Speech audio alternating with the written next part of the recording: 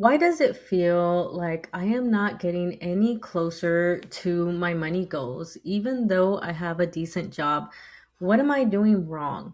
If this is you, then this episode is for you because today I am going to go over how to figure out where you are getting stuck in achieving your financial goals, how to get unstuck by creating a money plan.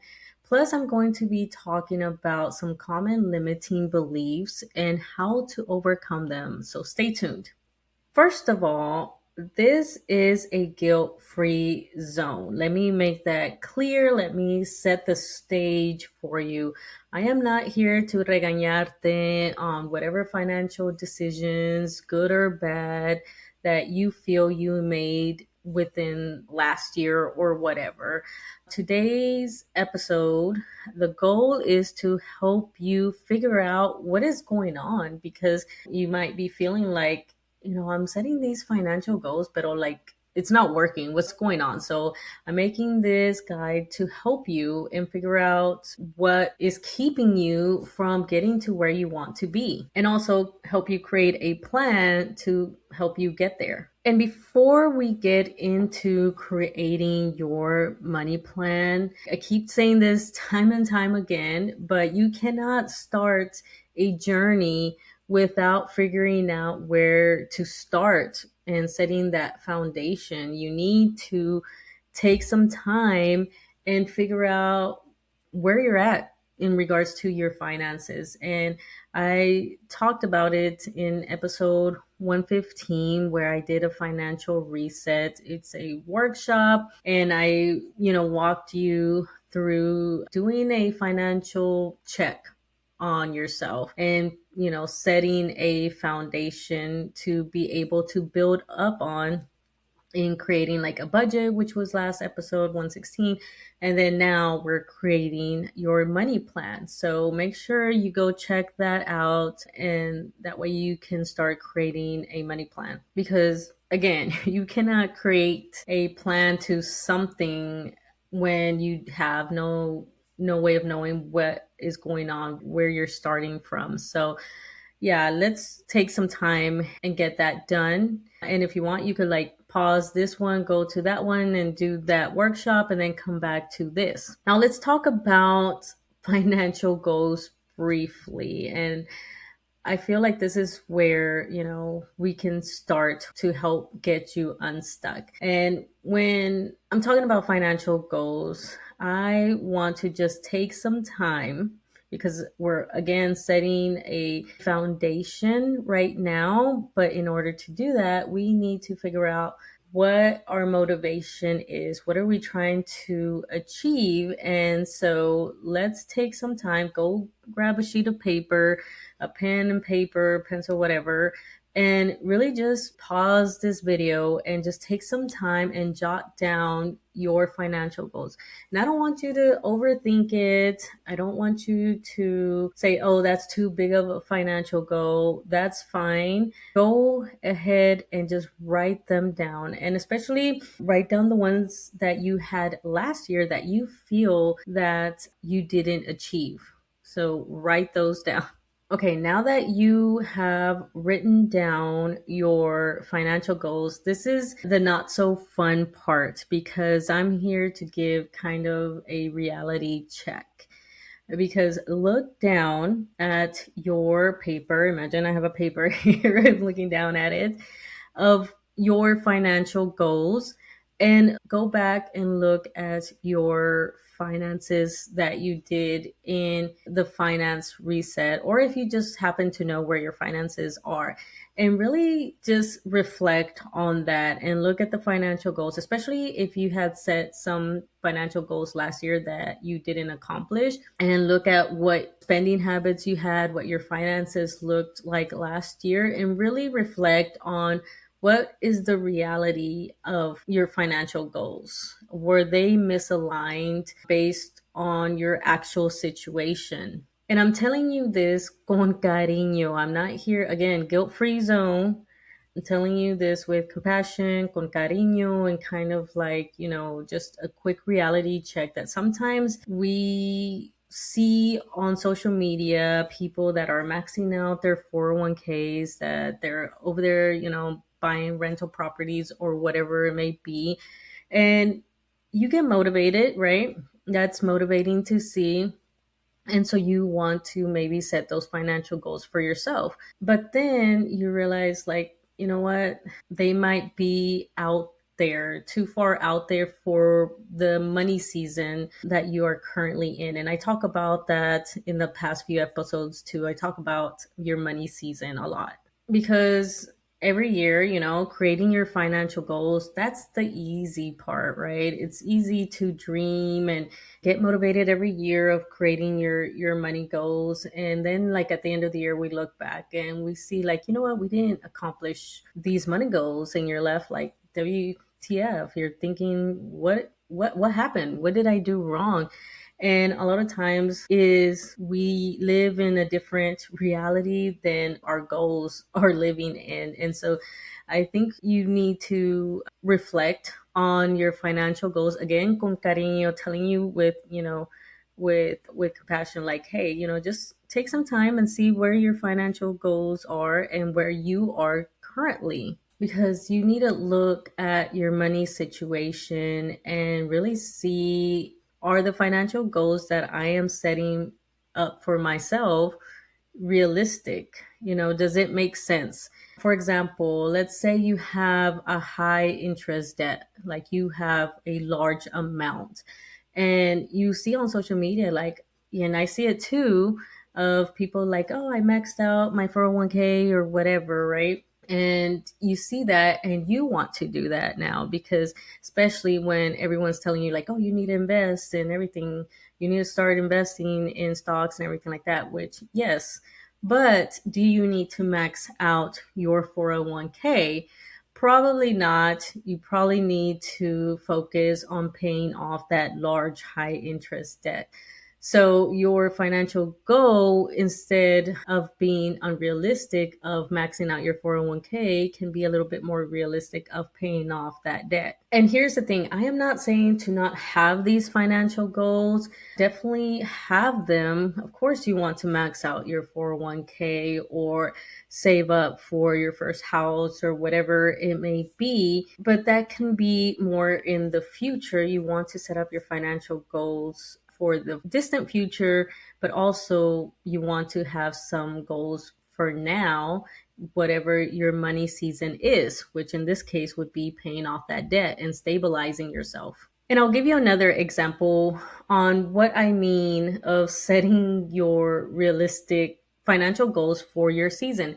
So I bought some land and I plan to homestead. I want to be able to grow 70 to 80% of the food that my family needs, right? So that means growing my own vegetables, eggs with the chickens, and even the meat that we consume, right? But I cannot go out there and buy multiple cows and 100 meat chickens and, start planting a whole orchard or a whole bunch of vegetables, because that's not the season that I am currently in. My season right now is the startup season where I'm learning the land. The land has its own unique things. I'm learning where the sun hits for most of the day, right? Because that's important for the vegetables to grow, right? They need sunlight. So I can't just like start planting anywhere I want, because, they just might not thrive. I can't just start planting whatever, because I need to figure out, first of all, what vegetables I want to plant and eat and what works with what, right? I can't probably, and, I don't know too much yet, but maybe I can't plant a potato next to a tomato. I don't know. Those are things that you need to figure out. Well, I need to figure out, right? Because I am in that startup season. So if I was to go do all that, then I would be setting myself up for so much stress, a lot of failures. My plants would be dying. Who knows what would happen with the chickens? And I have trees dying if I just started planting orchards, trees everywhere and not even figuring out what fruit trees actually are good in Texas weather. All of that would set myself up for failure. And so that's where I'm kind of coming from when I am talking about making sure that you set your financial goals with the reality of where your finances are currently and your money season. And so I want you to take the time and really assess your goals and make some realistic goals. And I don't want you to get too hung up on like, oh, wow, I really wanted to do this financial goal, but my finances show this. Doesn't mean you're not going to get there. So, for example, I created one of my money plans back at the end of 2020. I knew I wanted to get out of the military. And in order to do that, and also at that time, I wanted to take a break from work. I wanted to take like a few months and all that because I was just so burnt out with the military. It's a very high pace and stressful lifestyle. So I really wanted to take some time to just kind of like decompress. So I knew I wanted to do that. And I knew that I did not want to worry about having to have another high demanding and stressful job. I wanted to be able to just like, get a maybe even a part time, like, so not worry too much about it. So my money plan was to pay off debt. I didn't worry about maxing out my investment accounts or anything like that. For 1 or 2 years, I didn't even buy real estate too much and I focused on other things. But I really focused on paying down my debt and reducing my expenses. So now that I am here, I already left the military. I actually don't even have to work now because I was able to be debt free, both my husband and I. And with the income that I get from the Navy, that's enough to just cover my own, separate investment accounts and my real estate investments. And my husband has his own stuff. And so now the goal has switched, and my money plan now is to focus on scaling with real estate and, of course, this podcast, focusing on really making it a more legit business and growing and helping others and all that, with the goal also to retire my husband. So now we both can just be just chilling in the backyard. So that's my money season now. So when you're creating these, make sure you use the SMART goal method, being specific, being measurable, achievable, relevant, and time bound. So, which we'll talk about a little bit in a second. But again, creating your money plan is going to be a combination of your direction, which is your realistic financial goals, and creating that roadmap to get you there from your starting point of where you are, and creating that roadmap that is achievable and realistic to your financial situation. And part of that includes, a budget, which I talked about in episode 116. So we went into money management. So all of that is included with this money plan. But here are some other things that you want to also include in your money plan. We talked about SMART goals, which means you need to have a timeline. And with that timeline, you don't want to just have like, hey, I want to accomplish X, Y, and Z in 1 year. You also want to have smaller timelines and break it down in like monthly, quarterly, or whatever timeline you want. But you also want to be specific. Don't just say, I want to have a good emergency fund. No, break it down to like, hey, I need X amount of emergency funds. Here's where the budget comes back in, because you go through your expenses, and if you want to have 6 months worth of expenses as an emergency fund, then put an amount there. Don't just say, hey, I want to have 6 months worth of fund, right? An emergency fund.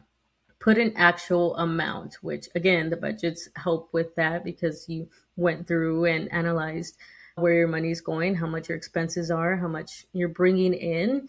And then also be specific on, how are you going to save that, right? How are you going to get there? Again, we're creating that roadmap to get us to that financial goal.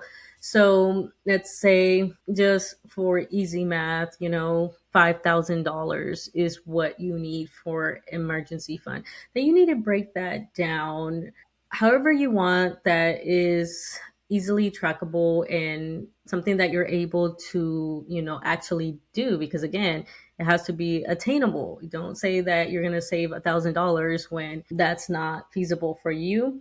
So break that down. You could do it, per paycheck, bi-weekly, monthly, or whatever. Just make sure you set that up for yourself.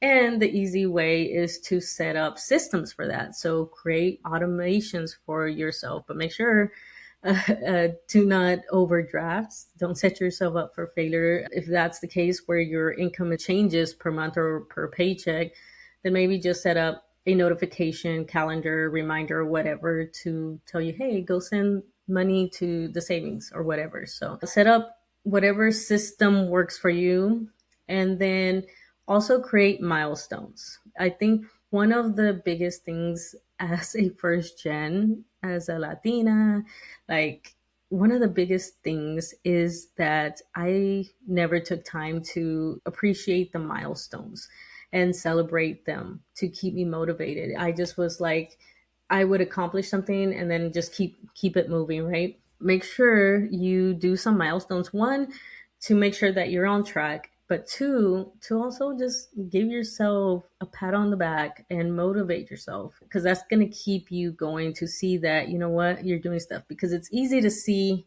okay, $5,000 and you are like at 1,000 and you're like, and I'm never going to get there. But celebrate that first $1,000. That's an achievement. It's, in itself. Celebrate that, and then figure out, hey, what did you do well? What didn't you do well? Set up money dates with yourself, whether that's weekly, monthly. Again, you don't have to do a detailed review every single day or weekly or whatever. Do something that works for you, but you do at some point need to do a kind of deeper review, at least monthly. So that way you're keeping track and making sure that you are still heading towards your financial goal. And if not, you have enough time to make adjustments. And the last thing I want to talk about is the mindset blocks that keep you stuck. Because a lot of times, of course, I talked about living in reality with your financial goals in your money season, but also a lot of times you might set up a financial goal. Let's say, go back to the example of $5,000. And when you broke it down, you realized that you needed what, $400, right? You need $400 to reach close to 5,000, right? I think it's a little bit over 400 for like math off the top of my head. But you realize that you can only save $100. You can only save $100. So then you give up and you're like, you know what, whatever, I'm just going to give up on that goal. And so we have this thing called that I like to talk about and say that we deal with perfectionism paralysis. You probably heard of analysis paralysis. If you hear my like real estate podcast, Real Estate Jefas, I talk about analysis paralysis. But we also, in the first gen, in the Latina community, we deal with perfectionism paralysis sometimes. And that can happen when we feel like, you know what, if it's not exactly those $400 that I need to get whatever X amount of money, then there's no point. Then I'm just not going to do it because it's not, I'm not going to accomplish that goal. And so that has happened with me sometimes with some money goals. And the other thing is we deal with financial anxiety, and which comes with financial avoidance. And let me tell you that you need to include that in this money plan, because a lot of times we like to think that a money plan is just finances, but you also need to include overcoming those mindset blocks. And so if you do deal with some financial anxiety, you need to start taking care of that. You need to start healing, whether that's going to therapy, if that's accessible to you. If not, there's books out there, there's podcasts and stuff like that. I actually have two guests that were on the podcast that talked about that and help, Latinas or people of color help, get them through financial anxiety and the trauma. So I'll link those below as well. But yeah, you need to start healing, because that is a huge roadblock when you're trying to reach your financial goals. And the last thing is understanding your learned money beliefs that you grew up with. And I already mentioned one about the budget, but the other one I would say for me, as an example, is that I was taught that debt is bad. You want to avoid debt at all costs. And now I realize that you can use debt to your advantage. I use it, I use debt all the time to buy real estate. And so now I use debt to buy an asset that not only pays off that debt, but also makes me money. The other limiting belief for me was that money was scarce, that only certain type of people made money and that it was hard to come by. But the reality is that there's a lot of money out there. We just don't know how to get it and how to access it. And we saw that just 401ks. You know how many people missed out on 401ks because nobody knew about it, right? And now thankfully, we have so many people, including this podcast, right, that's talking about how to access this money and how to grow your money.